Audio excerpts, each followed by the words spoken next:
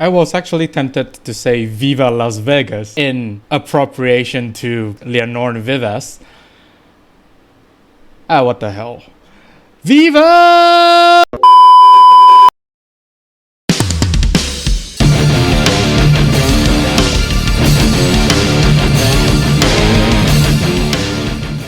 This video is sponsored by Phoenix Pharos cards. If you need supplies of singles or splits for Cardfight Vanguard, especially the ones in the video, do check out Phoenix Pharos cards today, and as a bonus, use the promo code MetaNerd to get an amazing 5% discount. And with that being said, let's get on with the video. Greetings YouTube, welcome back to the MetaNerd channel. I'm Marcus, bringing you another video for Cardfight Vanguard Willdress. In this video, we'll be going through the new form for Lianorn that actually features a new mechanic that is quite similar to Overdress in a sense, or crossover dress. I mean, it ends within dress, so I would assume that they are taking inspiration from Overdress. Alongside the new Lianorn form, we actually do have one card from Dark States that is supporting both Ominagruzio as well as Astoria, which is actually quite good from what I can see, and hopefully could push Astoria to be playable, I would say. Without further ado, let's take a look at what Lianorn's form brings to the table, as well as Haluna Walker's new card from the anime. Starting off the list, we have Red Eyes of Governing Ruler Lindalkia. Although when this unit is placed on Rigor Circle, if you have a Vanguard with Mass in its card name, cost counterblast 1,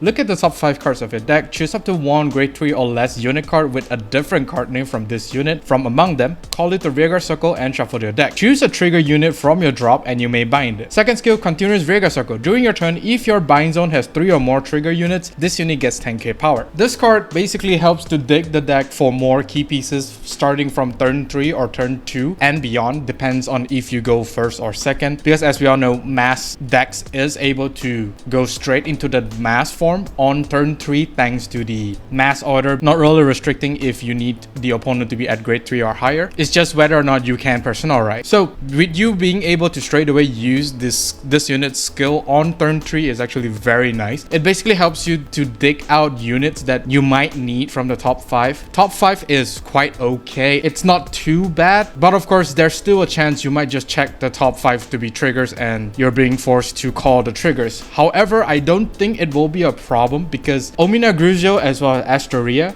these two cards that this card is directly supporting them, focus around getting as much trigger as you have either in the drop zone or in your soul. With this card, you're able to maybe call a great one that is really crucial for these two decks, Gundoram being the more popular one, and of course the great one Dragontree. This card is very good in terms of board building as well as just overall pieces searcher from the deck. Not only is this card able to kind of search the deck for more pieces, he's able to bind a trigger unit from your drop, which in turn powers up both Ominagruzio as well as Astoria. Astoria, the more criticals you bind in the bind zone, the more powerful the mass form is going to be. The more critical triggers that you bind in the bind zone will definitely help out Astoria. As for Ominagruzio, I think you guys already know what this disgusting cat is doing. It basically accelerates Ominagruzio's binding speed by 1, which effectively makes the whole deck being able to bind 3 types of trigger on the 3rd turn, the moment that she goes into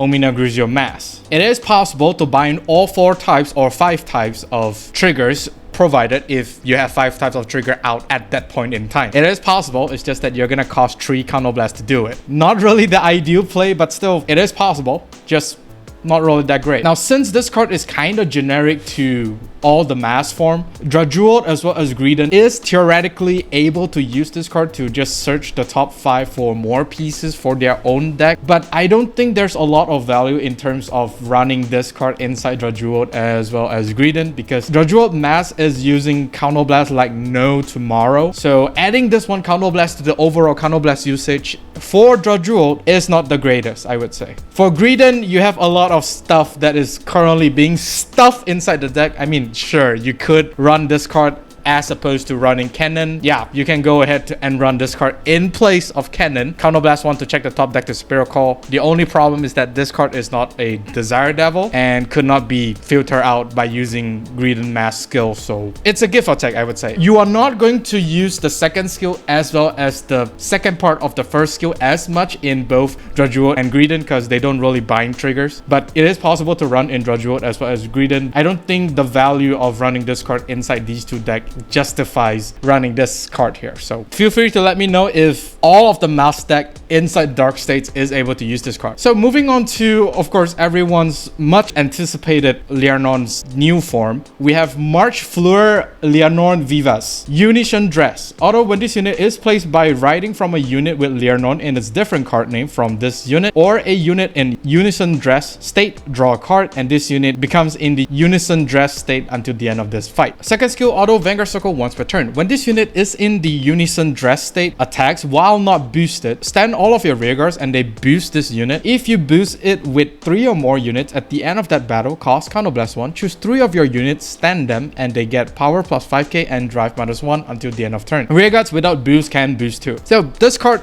is basically the new boss form for Lianorn, and similar to how the mass form as well as some of the great fours, this card is basically restricting Lianorn into riding this Unison Dress Lianorn on turn 4. You can only ride this on top of a Lianorn with a different card name, being the OG Lianorn or Lianorn Mass for some reason, or even the Lianorn Trial deck, and you can only get the Unison Dress state by riding into this, which means that you can only ride this in turn 4 and get the whole skill of Unison Dress. The only big problem here is that you are not able to get the personal right since it is a different card name from the OG Lianorn as well as Lianorn Mass. However, after the turn you ride into Lianorn Vivace and you could not end the opponent, the following turn you can still personal right since this card basically is in a Unison Dress until the end of this fight. So the moment you ride another Lianorn Vivace, you are personal riding, which is pretty neat, I would say. And you still get the draw of Unison Dress for some reason. So during turn 5, if you personal ride Lianorn Vivace on top of Lianorn Vivace, not only are you getting the 10k to the front row as well as draw 1,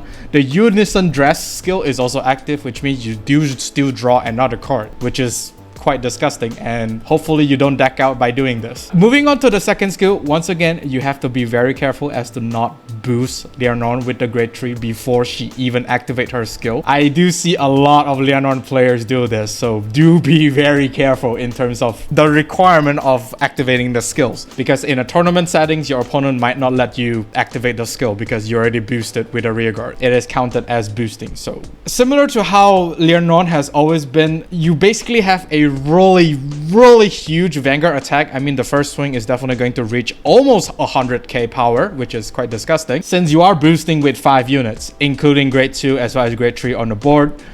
Yeah, it's going to be a disgusting Vanguard attack at the moment. It's either you PG or you no guard, either one. I don't think you want to throw down all of your hand just to guard one Vanguard attack. If the Lianorn player choose to restand Lianorn Vivace, the power boost will no longer be there because the power boost only stays until the end of the battle, thank god.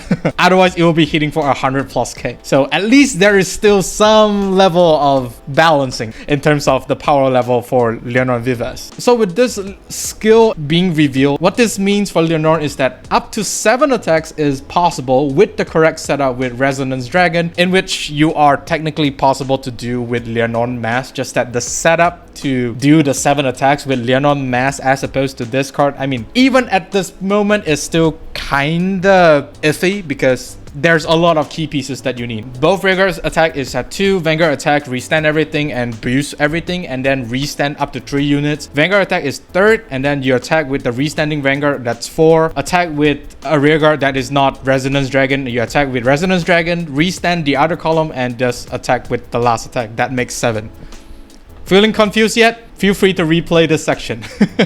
Lianorn Vivace is looking to be really scary, and it's basically a step above Lianorn Mass, I would say, because it features a Vanguard attack. Lianorn Mass isn't really that great of a unit to begin with, but still, this card might just be a meta. Not only is this deck able to grade 1 rush, and this deck is also able to, you know, Superior Call back their stuff really fast. They are not really that susceptible to board control, and they hit like a freaking truck. Disgusting. Very disgusting. Let's take a look at the support cards, shall we? To make us feel even more disgusting. First off, we have Rhythm of Joy Elentis. Continuous Rigor Circle. During your turn, if you have a Vanguard with Lianorn in its card name, this unit gets 2k power. If your Vanguard is in Unison Dress state, it gets 5k power instead of 2k power. Auto Rigor Circle. At the end of your turn, if your Vanguard was boosted a total of 3 or more times this turn, cost, retire this unit, draw a card, and if your damage zone has no face-up card, cost, countercharge 1. Yeah, so this card is basically a 10k rearguard when you are on any other Lianorn that is not Lianorn Vivace, and she will be a 13k booster when you go into Lianorn Vivace, which is the Unison Dress. I mean, it's basically just the standard grade 1 booster for any deck. It's basically the golden standard. So with this card basically giving a draw as well as countercharge is just really nice into maintaining the hand size for Lianorn, just so that you don't get to retire. And one aspect is that you are able to superior card from the drop zone. Since this is a Stoichea deck, it means that the draw is basically free. It's very, very nice. The countercharge is optional, I would say, because you most likely won't be able to completely used up all of your counterblast, but at the same time I think it's possible because of Resonance Dragon in the mix, which does cost you 1 counterblast. So it does encourage you to heavily use your counterblast since you will be getting 1 back anyway.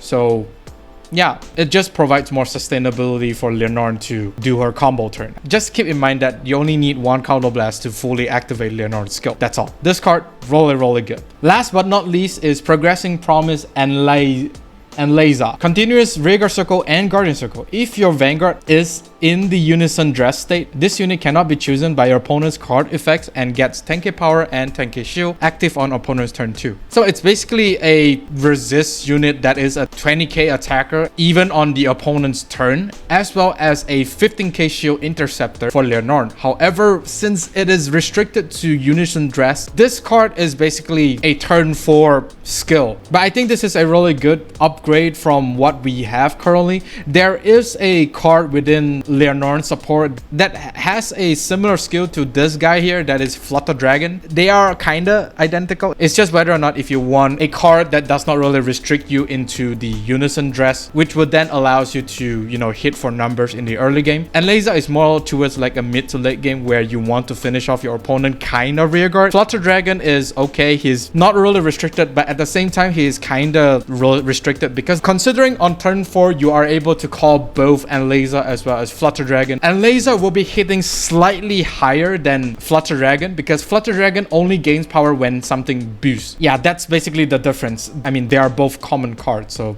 there's really nothing much you can complain about. And that is all for this video. Do let me know down in the comment section of what do you think of the support cards for Viva la Lianorn as well as Halona Walker. This does means that all 3 of the newer trial deck bosses, the Youthberg as well as Drajewel, might be getting Unison Dress, and who knows, Virina might be getting Unison Dress. Only time will tell. Do like and subscribe if you like this video, and of course during the bell notification icon so that you don't miss a video I upload. With that being said, I'll see you all on the field. Even when you feel low, you can still go. Even when you feel slow, you can still go. Even when there's no hope, you can still go. I never answer to no, man, I still go. Go, go.